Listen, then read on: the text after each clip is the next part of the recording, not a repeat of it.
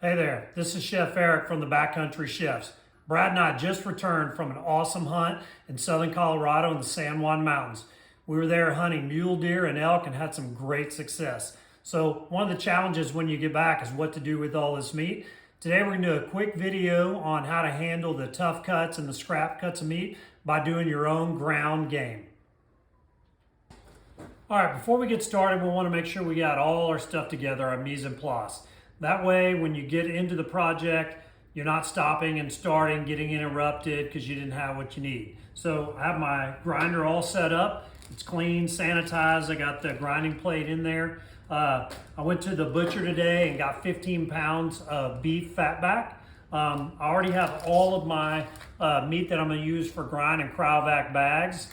And I like to have an extra bowl, a scale so you can measure everything out properly, and a couple sheet pans. So once I get it measured, I put it in the freezer for 25-30 minutes, get a nice crust on it so it stays cold through the grinding process and grinds up real easy. Also, some plastic gloves for your hands, and I already have my cryovac bags ready once I'm finished grinding. So once you get everything together, then you're ready to get started. All right, we're ready for the measuring up process of our ground elk. We're going to start out with our elk that we set aside for the grind. I got about 6 pounds, 10 ounces. I like to use a 75-25 ratio of fat to meat. I like mine a little fattier. That's why I do that. If you want yours a little bit more lean, you can use 80-20. You can use 85-15, whatever you prefer. You may wonder why we're adding beef back fat to the mixture anyway. That reason is because elk is extremely lean, and without some of that fat in there, it's going to be dry out really quickly and it won't be as flavorful as you'd like it to be. So because we had 6 pounds 10 ounces of the elk meat, we need about 1 pound 1 pound 10 ounces of fat. Zero out my scale, add my back fat in there. I got about 1 pound 11 ounces. That's close enough. So we'll be ready to grind once we put this in the freezer. Now that we got that measured out, we're just going to pour our cubed up grind meat onto the sheet pan, spread it out just a little bit. We're going to rough chop this fat up so when it gets frozen, we're not spending a bunch of time messing with it. We can just run it straight through the grinder. And once we have all that cut up,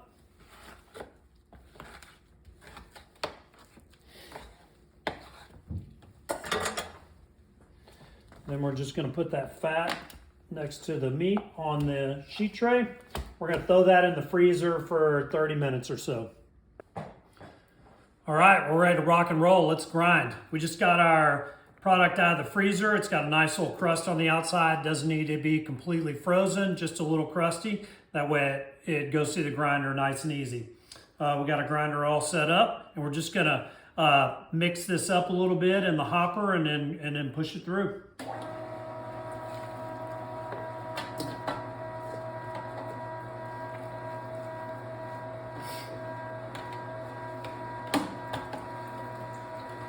You're going to want to just randomly have a little bit of fat in between the elk that you put in there, but then you can also just mix it up towards the end once you get in the bowl. I'll probably cut this up a little too big, but it's going to work out.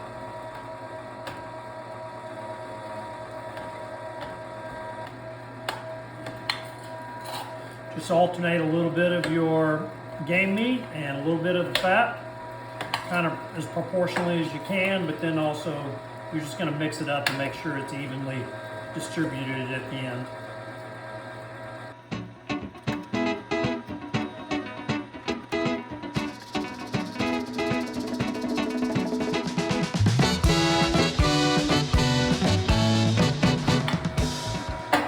All right, we're pushing the last little bit of that through, and then we're ready for the last step.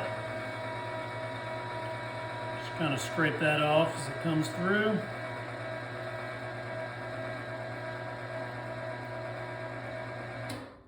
All right, we're ready to mix and bag this up. First thing I do is just mix in all the fat to the meat and make sure everything is nice and even. That way you got a even distribution of fat to the lean meat in there.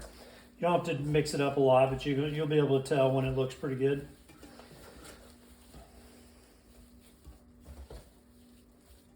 All right, now we're ready to bag and seal.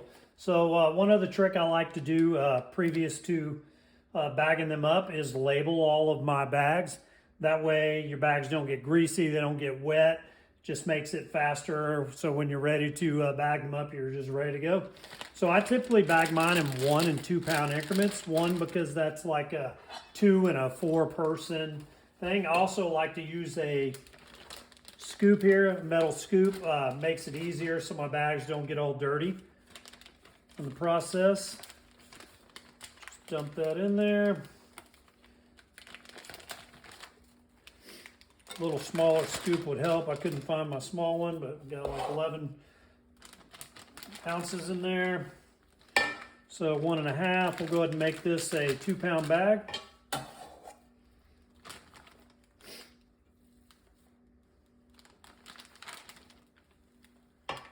There we go. A little more.